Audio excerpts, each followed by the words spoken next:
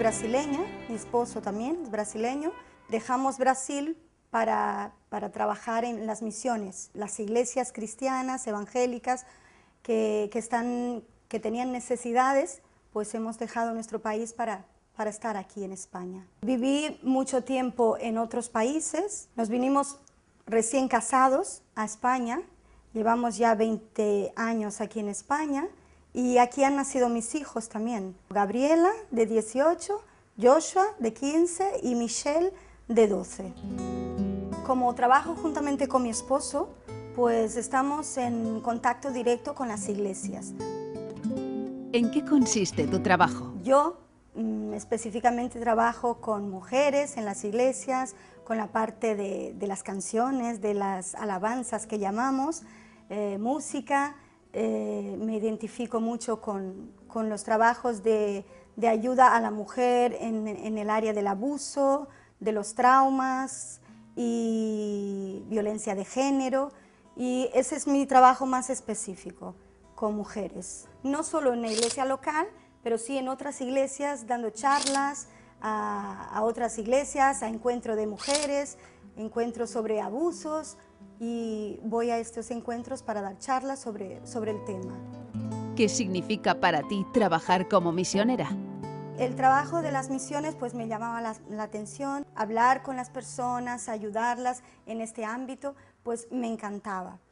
Me gusta este trabajo, me apasiona este trabajo porque estoy directamente en el caso con las mujeres. Mi día a día es estar con ellas, es visitar a algunas mujeres, dar charlas, pero también estar en mi casa, en mi hogar.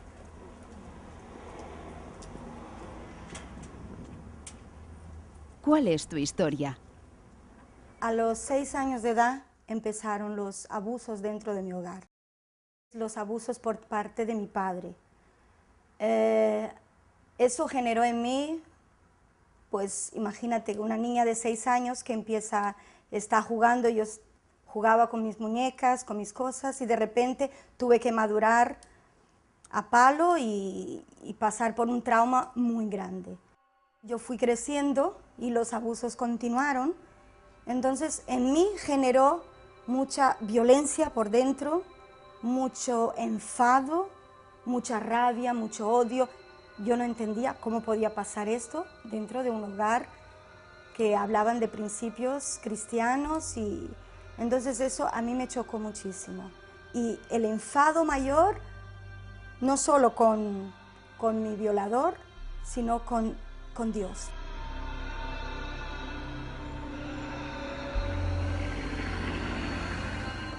Mi madre también sufría el maltrato psicológico y físico también. La mujer que sufre maltrato, ella se va anulando, ella depende del maltratador, ella no sabe qué va a hacer si él no está, ella no tiene futuro, ella cree que no puede sin el maltratador. Entonces es más fácil mirar hacia el lado. Cuando yo era muy pequeñita, pues yo tendría unos 7, 8 años, yo le comenté a mi madre lo que estaba pasando. Pero mi madre, por ayudarme, fue a comentárselo a mi padre. Y esto empeoró la situación, porque claro, creyeron que yo había mentido, yo había inventado algo de mi imaginación, y fue empeorando, y recibí un palizón que no me olvido jamás. Entiendo que también ella sufría, entiendo que en el momento no lo entendía, ¿vale? En el momento creo que me rebelé contra ella también, pero con el tiempo tuve que entender que ella era una víctima más, y una víctima más pues no puede hacer nada. Está como que cuando ellas están anuladas, se llevan por el miedo, todo lo hacen por el miedo, por el temor, pues ellas no son capaces de ver la realidad que está ocurriendo.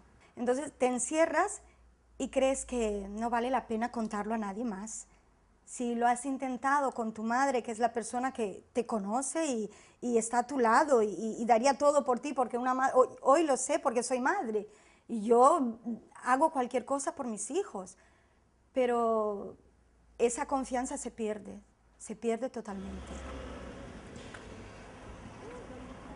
Cuando llegué A la adolescencia, pues eso explotó. Explotó en el sentido de que empecé a buscar otras salidas, empecé a andar con gente que no era gente sana, empecé a fumar, empecé a drogarme, empecé a pensar, bueno, como yo ya soy una mujer fácil dentro de mi casa, ¿por qué no lo voy a hacer fuera? Quien quiera que me use. Esa era, digamos, lo que tú pensabas, lo que yo pensaba.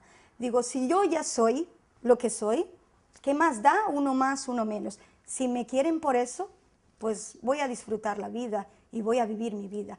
Empecé a mentir, empecé a robar muchísimo sin necesidad. Al principio necesitaba el dinero y cosas para robar, para cambiar por la droga, por un porro o cosas así. Pero después ya empezó el problema de la cleptomanía. Y yo ya entraba en cualquier sitio y necesitaba robar, necesitaba ser alguien dentro de la sociedad, en medio de mis amigos, necesitaba llamar la atención, necesitaba que se fijaran en mí. ¿Y cómo lo conseguía? Haciendo algo mejor que toda la pandilla. Al vivir en una burbuja de religiosidad, yo veía cuánta mentira. Entonces eso me hacía muchísimo daño. Entonces yo tenía que decir, ¿de qué sirve? ¿De qué sirve venir los domingos a la iglesia, vivir una apariencia, un escaparate y durante la semana es todo mentira? ¿Qué síntomas refleja un menor que está siendo abusado? Pues, la primera es que si un niño te cuenta algo así, aunque sea lo más escabroso, lo más increíble, tú tienes que creer al niño. O sea, tú tienes que empezar a vigilar y empezar a conversar y empezar a decir, a ver, ¿qué es? O sea, un niño no se inventa estas cosas porque lo ha visto en la tele o porque... es muy complicado porque si un niño te dice esto, ya es una alerta, ¿vale? Es la primera alerta. Pero si no te lo dice, por su comportamiento, por las cosas que empieza a cambiar, él empieza a cambiar, él ya no es el mismo. Él empieza a estar más solo, a jugar más solo, a tener miedo. Yo tenía mucho miedo por las noches. Todos estos cambios de humor, de alejarse de los demás, de querer estar solo, los dibujos, lo que él pinta, todo eso son pequeñas alarmas que una madre que conoce a su hijo de cómo es, empieza a ver el cambio, empieza a dejar de comer o empezar a comer demasiado. Los cambios son muy bruscos. ¿Cómo era tu entorno familiar? Yo soy la mayor de 4, la familia éramos 4, 2 chicas y 2 chicos. Y la mayor era yo, o sea que... Y esto empezó conmigo y de ahí sufrí también el problema de que el agresor, el violador, él es una persona que él tiene un poder sobre ti y sobre otros. Y ese poder, ese dominio que tiene, pues lo controla todo. El poder que tenía en mi caso es que me controlaba a través de, si tú no lo haces, tus hermanos y tu madre lo van a pagar. Entonces, era como una carga más para mí. Yo tenía que proteger a mis hermanos y a mi madre de lo que le pasara. Yo muchas veces he visto a mi madre en el suelo, le estaban pegando, le pegaba y estaba en el suelo. Entonces, ese terror que yo veía, yo no lo quería como una carga para mí. Yo no la quería ver de nuevo allí. Yo no quería ver que mi padre la pegara de nuevo por mi culpa. Entonces, eso pasaba cuando él me decía, si no accedes, tus hermanos y tu madre lo van a sufrir. Entonces, es chantaje. Siempre vives por chantaje. Entonces, yo tenía que acceder por cuidar, por proteger. Psicológicamente lo maltrataba a toda la familia, ¿vale? La familia siempre estaba, cuando él estaba en casa era algo terrible. Entonces, nos alegrábamos cuando se iba, pero toda la familia estaba maltratada psicológicamente. Mi madre físicamente también y mis hermanos físicamente también, porque le gustaba mucho o se alegraba cuando había algo que no estaba bien, sus castigos o la forma de educar suya era las palizas, ¿no? Entonces su correa era algo que nosotros conocíamos día y noche. Era una correa que le gustaba usar demasiado, demasiado. ¿Cómo es el abusador? En la sociedad vemos que los abusadores son personas que de muy bien parecer, pues pueden ser de un nivel alto de cultura o un nivel bajo. No, el abusador no conoce estilo de vida, ni cultura, ni edad, ni sexo, ni nada. El abusador puede ser el vecino que tengo al lado. Sabemos también que un abusador, cuando no tiene a un niño, pues él busca a otro. Y si él no reconoce que tiene un problema y que tiene que ser tratado por ese problema, él continúa, él no va a parar. O sea, va a ser hoy aquí y mañana allí. Cambie de lugar, cambie de estrategia, cambie de sitio o de trabajo, él continúa siendo un abusador si no reconoce que tiene un problema y no pide ayuda. Casi nunca lo reconocen.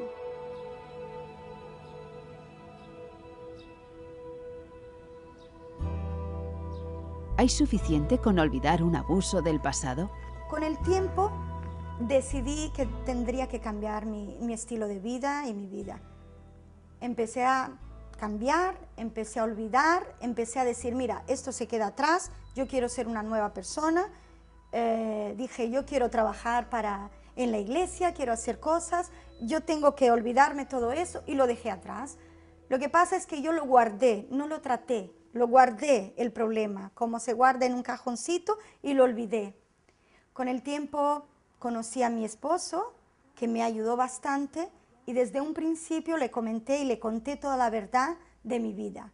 Antes de casarme le conté lo que me había pasado. Entonces quería empezar una vida sin mentiras, porque mi vida pasada ya era una gran mentira. Bueno, él me aceptó como soy, me ayudó en todo y cambié. Bueno, creía que había cambiado. Pero yo estoy segura que Dios me trajo a España para curarme, porque tuve que volver al mismo sitio donde había sido dañada, al mismo lugar donde había sido dañada, en la misma ciudad, en la misma casa tuve que vivir sin querer escoger ni nada. Caí y fui a vivir en la misma casa donde viví con mis padres. Y al llegar a esa casa, al principio dije, bueno, no pasa nada porque el problema ya no lo tengo. Hasta me decía a mí misma, bueno, yo ya los he perdonado, ellos allá y con Dios y yo voy a hacer mi vida. Pero cuando empecé a vivir en esa casa, los días fueron pasando en esta casa y los fantasmas empezaron a salir. Entonces los fantasmas del pasado me visitaban cada día. Y fue cuando caí en una depresión fuertísima, una depresión que me dejó un mes y medio del sofá a la cama y de la cama al sofá. Lloraba todo el día y no lo sabía por qué, no sabía por qué estaba pasando todo esto. Hasta que mi esposo dijo, bueno, tenemos que hacer algo, no puedo verte así, tenemos que hacer algo. Nosotros ya conocíamos a Esther del pasado, Esther conocía a mis padres, Esther conocía a mi familia. Y él dijo, voy a llevarte con Esther porque yo ya no puedo hacer nada más. Lo que yo he hecho, lo he podido hacer, lo he hecho, pero ya no puedo hacer nada más. Y él mismo llamó a Esther y le dijo, necesito urgente que veas a Claudia. Y fue él el que me llevó. Y empecé mi tratamiento con Esther. El guardar el pasado y no tratarlo no significa que no es lo mejor, no, al revés. Hay que tratarlo. Hay mujeres que pasan un abuso solo en la vida y hay otras que han pasado varios abusos. El abuso siempre es abuso. No es cuestión de, wow, ella ha pasado muchos más. No es eso. Un abuso ya es como miles de abusos, ¿sabes? Entonces hay mujeres que les afecta más, hay otras que les afecta menos, pero a todas les destruye por dentro. És que acabo de recordar una cosa que va passar fa 14 anys.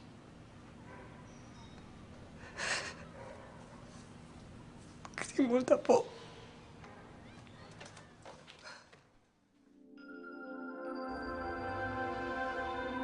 ¿Qué les dirías a las mujeres que no han resuelto el problema del abuso? Primero, reconocer, porque muchas veces hay mujeres que hasta dicen, bueno, yo lo merezco, porque algo habré hecho mal, y se culpan a ellas mismas. Un abuso es un abuso. El hombre lo ha manipulado de la forma que quiere, a través de la religión, a través de un trabajo bien visto, a través de cualquier escaparate, el hombre lo puede disimular, pero el abuso va contra la voluntad de Dios. Y el abusador lo puedes encontrar en cualquier sitio. Y la mujer tiene que reconocer, mira, yo estoy siendo abusada. Puede ser físicamente, puede ser psicológicamente, las palabras dañan mucho, te estropean por dentro. Puede ser un abuso sexual, puede ser un abuso de autoridad, porque tienes autoridad sobre una persona. Tiene que haber un momento en que cuando estamos enseñando algo a los niños, debemos enseñarle también educación sexual en el sentido de, hay lugares que no se pueden tocar. Papá no puede tocar, mamá no puede tocar. Toda la parte, yo tengo un material para niños y es toda la parte donde se esconde el bañador, digamos, o la parte íntima, no se puede tocar, nadie puede tocar, es solo tuyo. Y si el niño empieza a saber que estos lugares no se pueden tocar, es algo de prevención, es algo, porque él te va a decir, me ha tocado allí. ¿Y tú? La alerta. Todo hay que hablarlo a su manera, a su nivel, pero hay que hablarlo y no esconder nada. Ellos necesitan saber.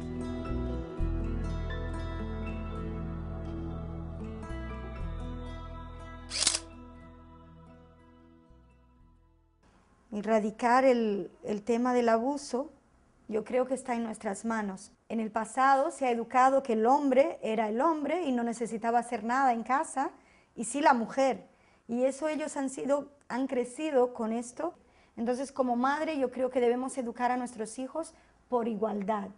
O sea, tanto el hijo hombre como la hija tienen que tener igualdad, tienen que ser iguales delante de los padres. Tienen que compartir los trabajos, tienen que ayudarse en la casa y no ser lo que antes se hacía, que la mujer era la que limpiaba, la que organizaba todo, la hija era la que ayudaba a la madre y el padre y el hijo no tocaban nada, se quedaban sentados en el salón. Y no es así, hay que educar a nuestros hijos, porque educando vamos a prevenir y vamos a ayudar a construir familias saludables. Yo he visto el dolor acercarse a mí. Una canción. Así una que últimamente me gusta muchísimo, se llama Lily Goodman. Dice, habla de al final. Habla un poco de todo lo que pasas en la vida y al final lo que es lo que queda. Un programa de radio. Cuando escucho radio, es de vez en cuando en el coche, es la Kiss FM. Me gustan las canciones de los 80. Un viaje pendiente. Es un sueño que tengo de ir a Praga, visitar Praga. Me llama muchísimo la atención. ¿Cómo te definen los demás? Una mujer luchadora y la sonrisa que tengo, que me caracteriza. Un momento especial. Cuando me casé, porque creo que para mí fue algo muy complicado llegar a ese momento y no creía que iba a llegar a ese momento, ¿no? Y era muy difícil para mí y para mí fue muy importante conquistar esto. ¿Tu plato favorito? Soy como una niña chica, me encantan las porquerías, pizza con palomitas.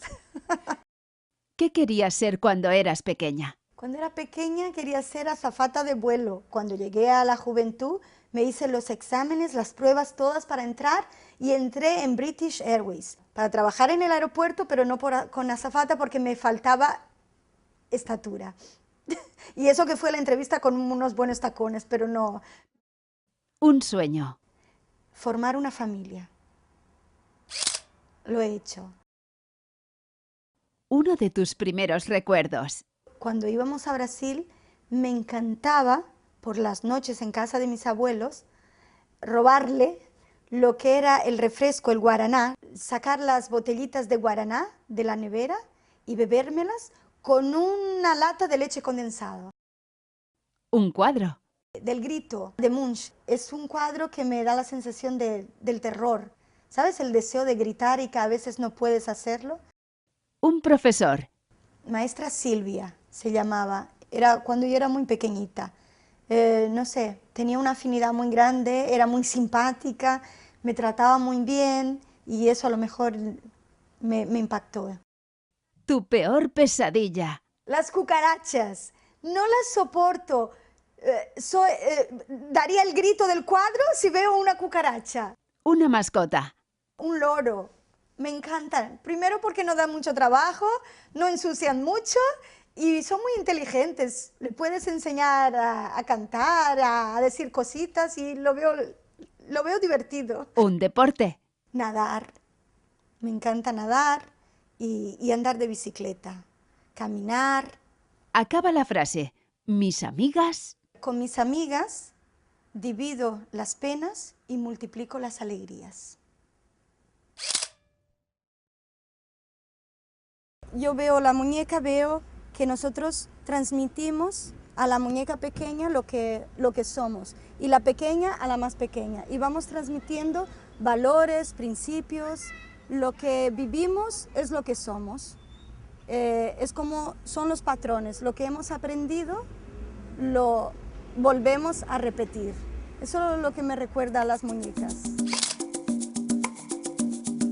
Este hobby lo empecé cuando estaba en Brasil en unas vacaciones y fui a un lugar en que había una señora que lo hacía, pero varias hamacas y lo ponía en exposición y todo y me llamó la atención de cómo lo hacía, el trabajo cómo lo hacía, con una pequeña madera y una aguja de hierro grande, pues iba haciendo nudos y si veis, la hamaca es por nudos, es como la red del fútbol, la de la portería, es como más o menos eso, ¿ves? Ahora os voy a colgar aquí. Primero cojo todos los hilos y voy haciendo los nudos. Puedo coger colores diferentes o solo un color y voy haciendo los nudos, voy cosiendo, voy atando, es como atar poco a poco. Cada nudo y es mucha paciencia, mucho tiempo para hacer una hamaca hasta que llego al final de la hamaca. Después solo coserlo por aquí y ya está. Pero es un trabajo, mucha paciencia, que lleva tiempo esto. Pero me gusta, es algo que me relaja y me saca de todo lo que, del día a día, de los problemas, de las situaciones, del correr para arriba y para abajo.